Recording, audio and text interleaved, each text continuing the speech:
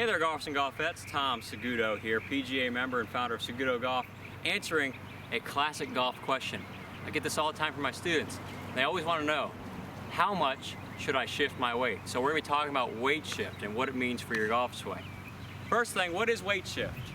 Weight shift is commonly taught as where you're placing pressure or weight into your trail leg. If you're a right-hand golfer, it's your right leg. You're placing weight into this leg on the backswing, and on the through swing, the downswing, you're moving weight back into the left leg. It's commonly taught that the more you can shift weight into your right leg, the more stored power you will have, and then you'll have to shift it back to your left leg to transfer all the power. Okay, so if you're one of those people doing that, that is what weight shift is. Let's talk about what that weight shift causes. First things first. Our number one fundamental in golf is being able to hit the ground in the same spot every time. So if you want to be consistent and a very good ball striker, you have to have and be able to predict where this club's going to come into the ground with some serious certainty.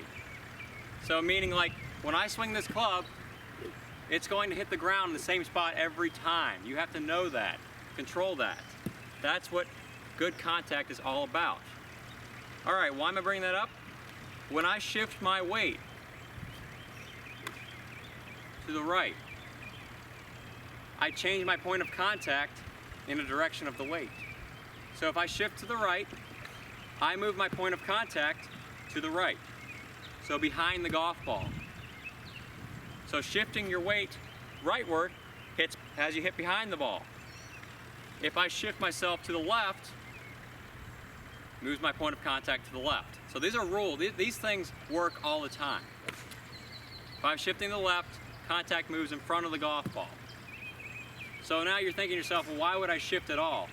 And that's what you should be thinking. You shouldn't be shifting away or forward because it's causing your contact point to move back or forward. It's always moving around. If we're trying to coordinate this golf club to hit a ball at a millisecond worth of time, and we're shifting our weight around, how many variables do you really want to throw into your golf swing?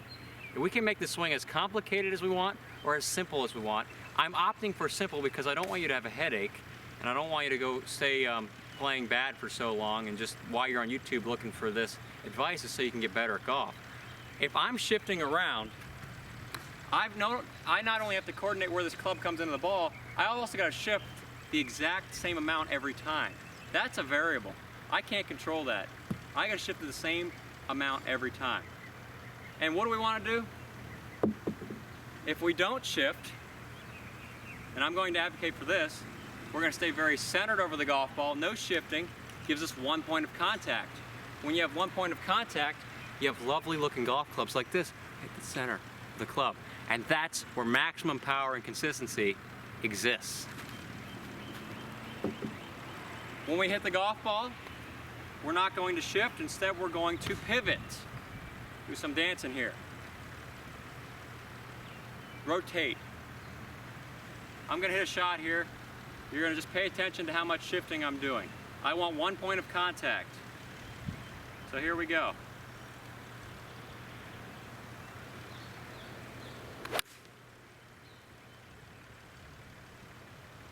That was beautiful. And there was zero shifting. If you actually put your finger on my head in the video, you're going to see my head stay in the same spot, my shoulders stay in the same spot, rotating around my body.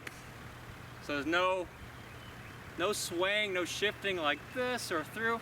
A lot of your swing flaws go back to shifting weight. So in answering the question of how much should I shift my weight, just don't even ask the question. Don't shift your weight. You're going to be finding yourself hitting it a lot more solid in finding one point of contact because you don't have to control this variable. Let's start getting the variables out of our golf swing so that we can predict at least 99% of the time where that club's going to come into the ground. I guarantee you're going to have so much more fun. You're going to drill that golf ball down the range, and you're not going to use nearly as much effort because shifting weight, it takes a lot of effort. I've been there, y'all. I used to be a huge weight shifter.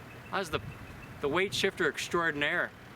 They had a circus event where I was the weight shifter extraordinaire. Like, wow, watch this guy shift his weight. He can shift his weight so much, but he can also hit it so poorly, because I was shifting my weight back and forth like inches off the ball. So instead of doing that, and I shifted over to a form of rotation, which if you watch golf on TV, you see a lot of rotation. You don't see a shift, shift. You see rotate. It's because the pros have one point of contact. That's it. They're not roving it around. Why deal with the variable? All right, golfers and golfettes, Tom Saguto here, helping you to make the most out of the game you love. Stop shifting your weight today. Start rotating. You'll be mashing the ball. Have an awesome week.